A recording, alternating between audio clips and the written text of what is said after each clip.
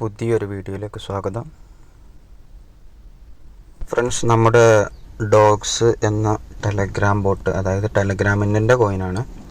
അപ്പോൾ അത് വിഡ്രോവൽ ആവാനായിട്ടുണ്ട്. അപ്പോൾ അതിൻ്റെ വാലറ്റ് കണക്ട് ചെയ്യണം. അപ്പോൾ നമ്മൾ എന്ത് ചെയ്യുക,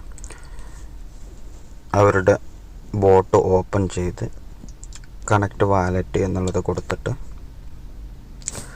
നമ്മുടെ ടോൺ കീപ്പർ വാലറ്റില്ലേ അത് കണക്ട് ചെയ്യുക.